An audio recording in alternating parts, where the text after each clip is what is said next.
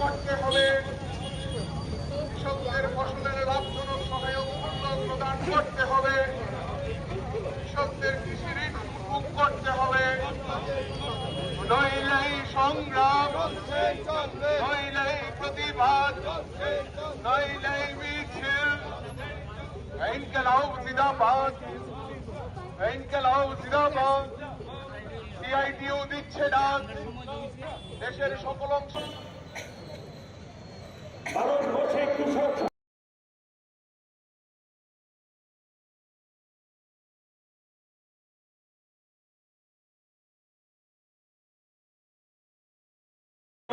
সেই আইন বাতিল করতে এবং আজকে লক্ষ্য করছি ঘুরিয়ে আবার নতুন করে এই আইনগুলো পাশ করাবার জন্য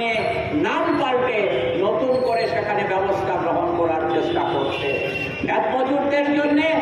একটা কেন্দ্রীয় আইন প্রণয়নের কথা বহুদিন ধরে দেশে পার্লামেন্টে বারে বারে উঠছে, দেশে রাস্তার লড়াই আন্দোলন ময়দানে বারে বারে উঠছে। এই অবস্থায় দাঁড়িয়ে আমরা এখন পর্যন্ত খেত মজুরদের জন্য তাদের স্বার্থ রক্ষা করার জন্য একটিও কেন্দ্রীয় আইন আমরা প্রণয়ন করতে দেখিনি। এই অবস্থায় দাঁড়িয়ে আমাদের দেশের অধিকাংশ মানুষের জীবন যন্ত্রণা, এই জীবন যন্ত্রণা থেকে তাদেরকে মুক্তি দেওয়ার লক্ষ্যে আগামী 12ই ফেব্রুয়ারি, আজ তো হচ্ছে জানুয়ারি মাসের 19 তারিখ,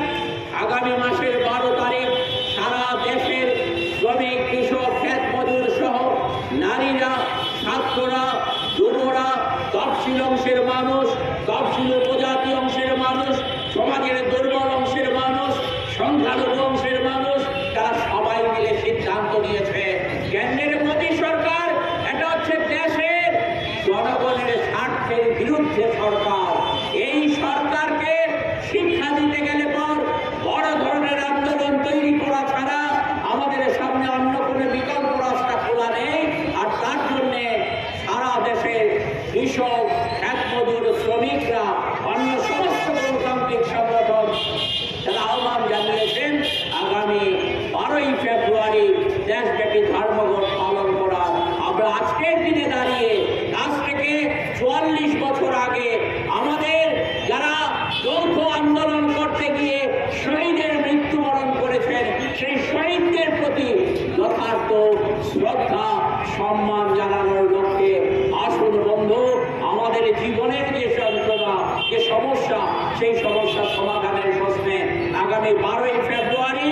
দেশব্যাপী যে ধর্মঘট আহ্বায়িত হয়েছে, গোটা ত্রিপুরা রাজ্যকে স্তব্ধ করে দিয়ে বিজেপি সরকারের জনবিরোধী যে ভূমিকা কেন্দ্রীয় সরকারের, রাজ্য সরকার যে অকর্মণ্যতার পরিচয় দিচ্ছে, অপদার্থতার পরিচয় দিচ্ছে, দুর্নীতিতে আজকে পুরোপুরি ডুবে গেছে যে সরকার, জনগণের স্বার্থে একটিও কাজ যারা করছে না, এর বিরুদ্ধে 12ই ফেব্রুয়ারি গোটা ত্রিপুরা রাজ্যকে স্তব্ধ করে দিয়ে আমরা ধর্মঘট পালনের মধ্য দিয়ে তাদের এই